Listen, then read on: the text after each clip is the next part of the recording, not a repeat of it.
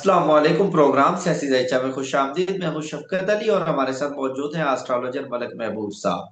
आज की इस वीडियो में बात करेंगे वजीर आला खैबर पख्तूनख्वा सुहेल अफरीदी, जिनके एक बयान पर इलेक्शन कमीशन ने नोटिस लेकर उनको तलब कर लिया। क्या होगा सुहेल अफरीदी साहब का सियासी मुस्तकबिल, और उसके साथ साथ अवामी तहरीक अपोजिशन सरतोड़ कोशिश कर रही है कि किसी तरह ग्रैंड अपोजिशन मौलाना फजलुर रहमान को भी शामिल किया जाए और सड़कों पर निकला जाए। कुछ फाइनेंशियल मार्केट की बात करेंगे और अमेरिकी सदर डोनाल्ड ट्रंप ने एक नया इंकशाफ किया कि मैंने पाकिस्तान और भारत की एक जंग नहीं, दो जंगें रखवाई। ये दूसरी जंग कौन सी थी? और उसके साथ साथ पीटीआई और खान साहब के जायचे के हवाले से भी बात करेंगे। पाकिस्तान का सियासी जायचा क्या बता रहा है, जानते हैं मलक महबूब साहब से। सर, बहुत शुक्रिया आपके वक्त का। माय प्लेजर शफकत भाई। देखें, बात कुछ ऐसी है। ये तो दो जंगों की बात हो रही है। बज़ाहिर तो जंग नहीं हुई है, लेकिन जैसे मैंने आपको कहा था कि जो हालात थे पिछले 15 दिन में, उसमें डेफिनेटली जंग की सिचुएशन बन गई थी। और खुदा ना खास्ता मामलात उसी तरफ जा रहे थे। तो वो जो इंकशाफ कर रहे हैं वो मुझे लग रहा है इसी बात का कर रहे हैं। बज़ाहिर वो जंग नहीं हुई है, लेकिन हालात बिल्कुल एज पर थे कि जंग हो जाती किसी भी तरीके। अल्हम्दुलिल्लाह हम उस मसले से बाहर हैं। और अल्लाह करेगा अभी बज़ाहिर हम इस ऐसी जंगों की तरफ नहीं जाएंगे। एक बात का मैं यहाँ जिक्र करूं, काफी लोग मुझे बोल रहे हैं कि जंग नहीं हुई, लेकिन अच्छी बात है नहीं हुई है। अफगानिस्तान का मसला जो है अभी चलेगा। मैंने आपको पहले भी बताया था, इस वजह से अफगानिस्तान की तरफ से जो खुदकुश हमले हो रहे हैं ये चलते रहेंगे। कहीं जाके दिसंबर के मिड में जाके थोड़ा अमन अमान का सिनेरियो बनेगा पूरी दुनिया में। और उस टाइम पे अफगानिस्तान के साथ भी होपफुली मसले हल हो जाने चाहिए। अगर ये मसले हल नहीं हुए तो ये फिर मामला 1 डेढ़ साल का लटक जाएगा। और ये इसी तरह से कभी ब्लास्ट होंगे, कभी पाकिस्तान रिटेलिएट करेगा, इसी तरह से चलता रहेगा। अब तो इसलिए दुआ करें कि हम दिसंबर के मिड तक इन चक्रों से निकल जाएं। अब आते हैं सोहेल अफरीदी पे। सोहेल अफरीदी का मैंने आपको पहले ही कहा था कि जिस तरह वो खेल रहे हैं बहुत अग्रेसिव है, प्रॉब्लम इनके लिए क्रिएट होंगी। तो बजाय अपॉर्चुनिटी के ये चैलेंजेस को ना पकड़ें, और वही हुआ, इन्होंने चैलेंजेस को पकड़ लिया है। खैर, अगर हम ऑपोजिशन की बात करें तो वो भी इसी आड़ में है कि ये कोई छोटी सी गलती करें और हम इनके लिए कोई एक बहुत बड़ा जो है ट्रैप बना दें, जिसको बोलते हैं, जिस तरह का ट्रैप बन रहा है आजकल। तो ये अभी अपोजिशन चलेगा। में जी। मैंने कहा यहाँ पर पीटीआई के लिए दो तरह की अपोजिशन है।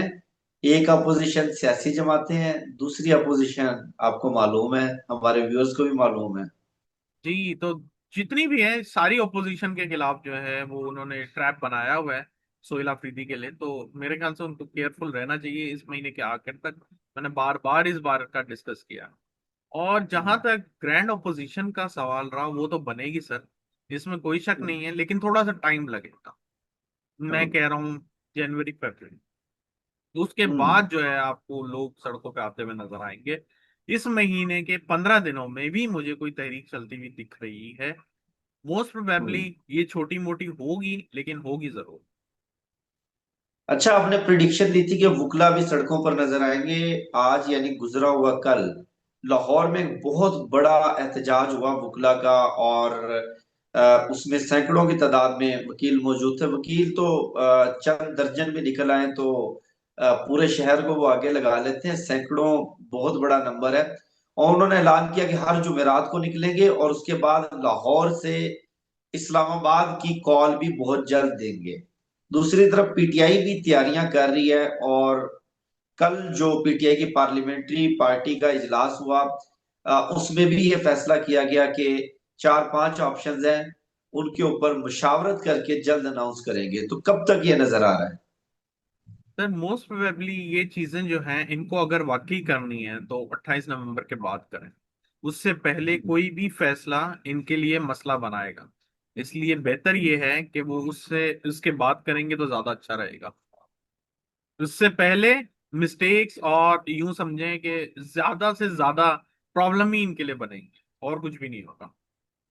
अच्छा, सुहेल अफरीदी, आपने बिल्कुल याद है मुझे, शुरू दिन से आप ये कह रहे हैं कि जितना वो अग्रेसिव खेल रहे हैं उनके लिए नुकसान हो सकता है। इलेक्शन कमीशन ने जो उनको नोटिस इशू किया है, ये कोई मामूली नोटिस नहीं है, वो डिस्क्वालीफाई भी हो सकते हैं, उनको सजा भी हो सकती है, क्रिमिनल प्रोसीडिंग भी हो सकती है। मुस्तकबिल क्या नजर आ रहा है इस नोटिस के हवाले से? देखिए, नोटिस का मसला नहीं है सर, टाइम का मसला है। प्लैनेट को हम हम्म। नोटिस से नहीं देखते, प्लैनेट को हम ये देखते हैं कि जब डिफिकल्ट जोन में अगर इंसान चला जाता है, कोई भी हो, तो उसको निकलने में उस टाइम तक बहुत संभल के चलना पड़ता है। अगर वो उस टाइम के बीच में कोई ऐसी उल्टी सीधी हरकत करता है, तो जो आने वाला टाइम है, जो बेहतर टाइम होता है, वो सब उसी में कंज्यूम होता है, उसकी जद्दोजहद में।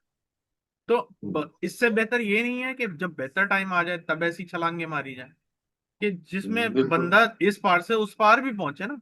इसमें तो पता हम्म। ही नहीं है कि आप इस पार पहुंचेंगे या बीच में कहीं गिर जाएंगे। तो अभी हम्म। जो हालात है उसमें यूं समझें कि इनके लिए चैलेंजेस ज्यादा हैं। इसमें अगर ये हर बॉल पे छक्के मारेंगे, डेफिनेटली आउट। 21 नवंबर को इलेक्शन है हरिपुर में। 21 नवंबर की डेट पीटीआई के लिए कैसी है, हुकूमत के लिए कैसी है, जायचे में क्या नजर आ रहा है? बजाय तो यहाँ पर रिजल्ट भी चेंज कर दिए जाते हैं, लेकिन जायचे के हिसाब से बताइएगा। अगर प्लेनेटरी पोजीशन देखें तो पीटीआई का स्ट्रॉन्ग टाइम इस महीने के आखिर से है। तो मुझे ऐसा लगता है थोड़ा स्ट्रगल होगी पीटीआई को। मुझे नहीं पता ऑपोजिशन में कौन सी पार्टी है, मैं पीटीआई को देख के बोल रहा हूँ। लेकिन पीपल्स पार्टी, वो भी बहुत स्ट्रॉन्ग कैंडिडेट है इस महीने में। हम्म। आ, आपकी बात से मैं ये समझाऊं कि पीटीआई ग्राउंड पर तो विन करेगी, लेकिन रिजल्ट चेंज कर दिए जाएंगे और अपोजिशन वहां पर जो पाकिस्तान की विफाकी हुकूमत है केपी में, वही अपोजिशन है। जी बिल्कुल, ऐसे ही हालात हैं। मुझे नहीं पता, लेकिन मुझे ऐसा लगता है कि पीपल्स पार्टी अभी भी कहीं जीती है, जहां मैंने एक नजर से आजाद कश्मीर। खबर। जी जी जी, बिल्कुल बिल्कुल बिल्कुल। तो आजाद पीपल्स कश्मीर। पार्टी इस वक्त स्ट्रांग है। मैंने आपको पहले भी कहा था कि आजाद कश्मीर में पीपल्स पार्टी का बहुत ज्यादा राज नजर आ रहा है। तो मुझे ऐसा लग रहा है कि हरिपुर में भी क्लीन स्वीप ना कर दें रिजल्ट चेंज करके। हम्म। फाइनेंशियल मार्केट का कुछ बताइएगा।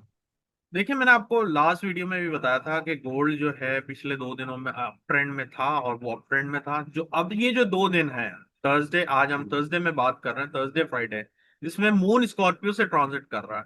इस टाइम में ट्रेडिंग बहुत ज्यादा वॉलेटाइल होती है, इसमें लोगों के स्टॉप पॉइंट्स होते हैं। तो जो मेरे ग्रुप मेंबर होते हैं, मैं उनको अवॉइड करवाता हूँ कि इस टाइम पे ट्रेड ना करें। तो ये हफ्ते में ये 2 दिन जरा खतरनाक है, इसलिए ट्राई टू अवॉइड एवरीथिंग। हम्म। और जाते जाते खान साहब के हवाले से भी कुछ बता दें।